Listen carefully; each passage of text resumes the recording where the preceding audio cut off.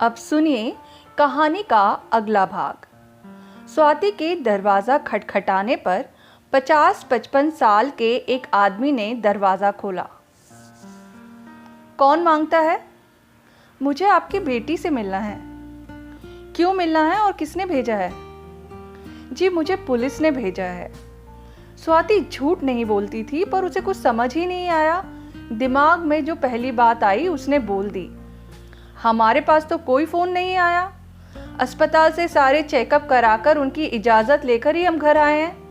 हाँ मैं जानती हूँ, लेकिन आपकी बेटी की मानसिक हालत अभी ठीक नहीं है, इसीलिए मुझे भेजा है।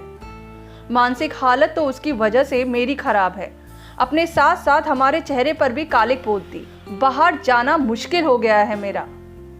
स्वाति की आंखें उस छोटे से घर में, जिसे घर नहीं कमरा कहना ही ठीक होगा, उस बच्ची को खोज रही थी। बच्चों की तो जैसे फौज ही थी वहां। 4 लड़कियां और 1 लड़का उस छोटे से कमरे में मौजूद थे। सभी बच्चों की उम्र में 1-1.5 साल से ज्यादा का अंतर नहीं लग रहा था। इनकी माँ होती तो शायद ये होता ही नहीं। बच्चे की ओर इशारा करते हुए वो बोला। इसे पैदा करते हुए ही वो चल बसी। मुझे अपनी बेटी से मिला दीजिए। खिड़की से बाहर झांकती एक बच्ची की ओर उसने हल्के से इशारा किया। स्वाति उसके पास गई और प्यार से उस बच्ची के कंधे पर हाथ रखा। लड़की ने अपना चेहरा स्वाति की तरफ मोड़ा। उस बच्ची का चेहरा एकदम भावहीन था, जैसे वो कुछ महसूस ही नहीं कर रही, या शायद करना ही नहीं चाहती थी। बच्ची के माथे पर बैंडेज बंधा था और चेहरे और हाथ पर खरोचों के निशान अब भी बाकी थे। डरो मत, मैं स्वाति हूँ। चलो तुम्हें बाहर घुमा कर लाती हूँ। कहीं नहीं जाएगी ये। बाहर निकलने की वजह से ही तो ये सब हुआ है। घर में रहती तो सुरक्षित रहती। आप इसकी गारंटी लेके कह सकते हैं कि घर में रहती तो सुरक्षित रहती? जानते हैं मेरी सहेली के साथ रेप उसके अपने घर में हुआ था, और किसने किया था? उसके ताऊजी ने। उस उम्र में जब उसे रेप शब्द का मतलब भी नहीं पता था। विकृत लोग रेप जैसा घिनौना काम करते हैं, और उन विकृत लोगों की वजह से लड़कियां जीना तो नहीं छोड़ सकती ना। और जिन बच्चियों के पिता ही अपनी बच्ची का रेप कर देते हैं, वो कहाँ जाएं बताइए? वो तो कहीं सुरक्षित नहीं है, न घर में न बाहर। तो उन्हें क्या जीने का अधिकार ही नहीं?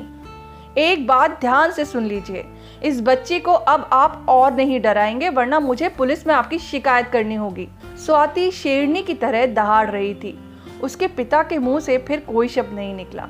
स्वाति ने भी बिना परवाह किए उस बच्ची का हाथ थामा और उसे बाहर ले गई।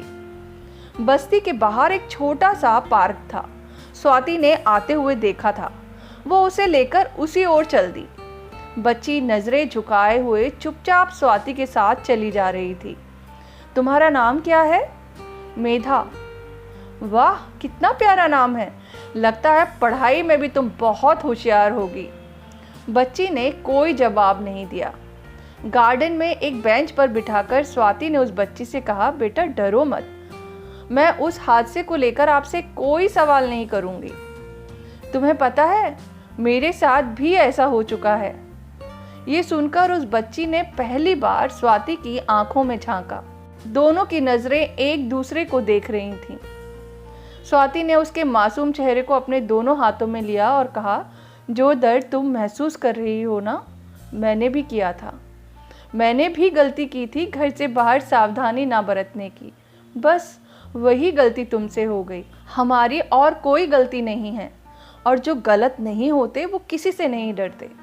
इसलिए लोगों का सामना करने से बिल्कुल मत डरना, और अपनी पढ़ाई कभी मत छोड़ना। ये शिक्षा ही तुम्हारे हालात बदलेगी। लेकिन पापा, उस बच्ची ने धीरे से कहा, उनसे मैं बात कर लूंगी, तुम चिंता मत करो। जैसे कुछ दिनों में तुम्हारे सर पर लगी चोट मिट जाएगी, वैसे ही धीरे धीरे तुम इस घटना को भूल जाओगी। बस तुम्हें कोशिश करनी होगी उसे भुलाने की। हाँ इतना आसान नहीं है जानती हूँ, पर नामुमकिन भी तो नहीं है। जैसे जब हमारे पापा हमें किसी बात पर डांटते हैं तो हमें कई दिनों तक बहुत बुरा लगता है, लेकिन फिर हम धीरे धीरे भूल जाते हैं ना।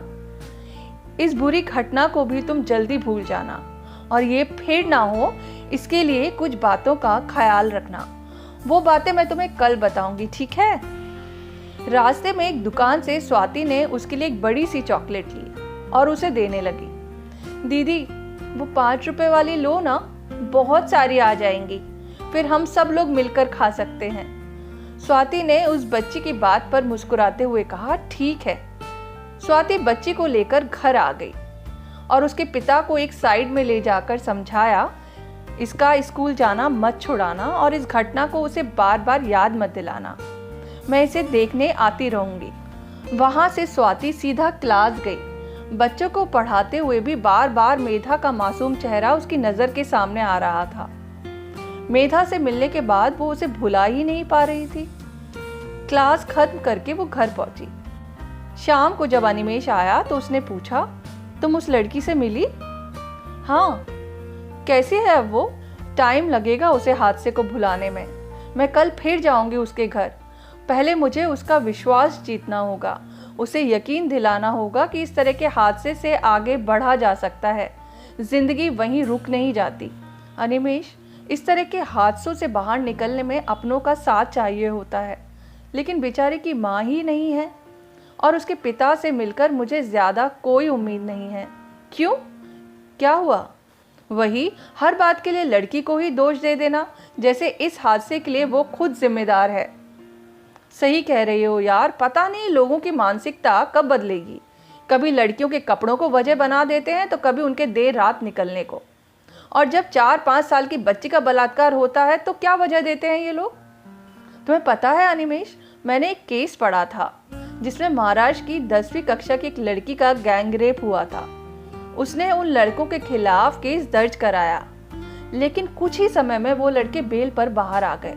उन लड़कों ने केस करने को लेकर लड़की को बहुत डराया धमकाया और केस वापस ना लेने पर फिर बलात्कार करने की धमकी दी। और पता है उस लड़की ने फिर क्या किया? डर कर उस बच्ची ने आत्महत्या कर ली। जहां रेप के आरोपियों को इतनी आसानी से बेल मिल जाती है, वहां कैसे बदलेंगे हालात, बताओ। हालात बदलने के लिए लड़ना होगा स्वाति। जो मानसिकता चली आ रही है उसे बदलने के लिए वक्त भी चाहिए और जज्बा भी। हाँ, तुम ठीक कह रहे हो। अच्छा सुनो, मम्मी का कॉल आया था, पूछ रही थी अपनी गर्लफ्रेंड के बारे में कब बताएगा। तो फिर क्या? मैंने उनसे पूछा, कौन सी गर्लफ्रेंड? वो बोली, वही जिसने मेरे लिए साड़ी पसंद की। तेरी पसंद तो इतनी अच्छी नहीं है, मैं जानती हूँ। स्वाति और अनिमेष दोनों हंसने लगे। तो बताया कि नहीं? नहीं बताया। बताता कि एक लड़की के साथ रह रहा हूँ एक घर में, तो तुमसे बिना मिले तुम्हारे बारे में वो अपनी राय कायम कर लेती, जो मैं बिल्कुल नहीं चाहता था। स्वाति मुस्कुरा दी। आंटी ने क्या बनाया आज? आलू परवल। मेरा ये खाने का बिल्कुल मन नहीं कर रहा आज अनिमेष। मेरा भी। चलो तुम चेंज करके आओ, तब तक मैं पिज्ज़ा ऑर्डर करता हूँ। कहानी आगे क्या मोड़ लेती है ये जानने के लिए सुनते रहिए मेरी कहानी स्वाति के सपने।